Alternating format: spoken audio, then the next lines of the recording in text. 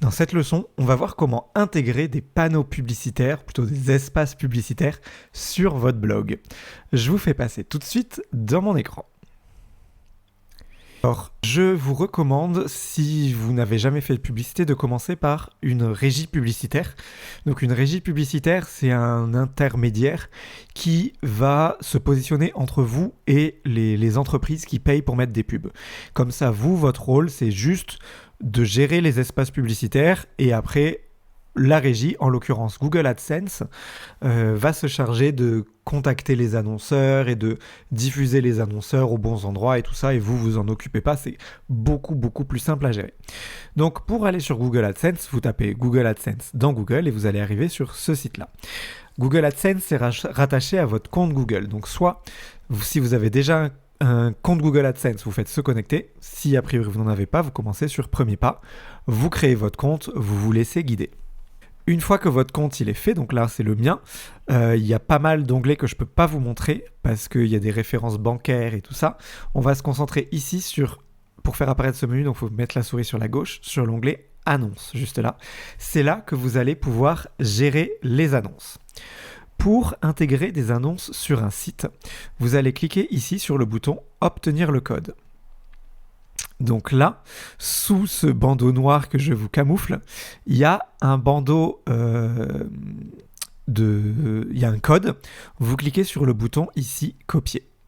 Ce petit bout de code, on va aller le mettre sur notre blog. En gros, c'est pour rattacher le site web à Google AdSense. Pour ce faire, hop, vous allez sur votre tableau de bord de WordPress. Donc là, c'est le site de Connect the Dots. Vous allez aller dans Extensions, ajouter une extension. On va installer une extension que vous avez peut-être déjà installée, mais je vous remontre laquelle c'est au cas où, c'est WP Code. Donc WP Code, c'est celle-là, là, ce truc un peu bleu avec plus de 2 millions d'installations. Si vous l'avez déjà installée, comme moi, ce sera grisé, vous ne pourrez pas cliquer. Sinon, il faut cliquer ici sur Installer maintenant, puis sur Activer. Une fois que c'est fait, vous allez dans l'onglet de gauche, ici, sous Réglages, il y a Extrait de code avec le même petit logo. Vous voyez ici, c'est le même que celui-là, parce que c'est là qu'on gère WP Code. Vous allez dans la section En tête et pied de page. Et ici, si vous avez déjà... moi là, j'ai une ligne de code qui va être cachée, c'est parce que j'ai déjà collé mon identifiant de Google AdSense. Enfin, il y était déjà vu que j'ai déjà fait de la pub avec ce site-là. Si jamais, a priori, vous n'avez rien, ou si vous avez déjà un autre script parce que vous avez mis une fenêtre pop-up, par exemple, vous cliquez sur la dernière ligne, vous faites sauter une ligne, vous collez, le nouveau bout de code que vous avez pris chez Google, et vous cliquez en haut sur Enregistrer les modifications. Ensuite, on retourne ici sur notre page Google AdSense, et vous allez descendre juste ici dans l'onglet Site, et vous allez avoir normalement il faut faire nouveau site et ajouter votre site sur lequel vous venez de mettre, de coller votre petit bout de code. Au début, il va y avoir un examen qui va être demandé. C'est Google qui s'assure que, avant les gens ils mettaient des pubs sur des sites pas ouf, et Google, par exemple, ils assurent à leurs annonceurs que les publicités ne vont pas être affichées sur des sites pour adultes ou des choses comme ça. Et du coup, Google, c'est juste le temps qui valide que votre site ne fait pas partie de ces catégories-là.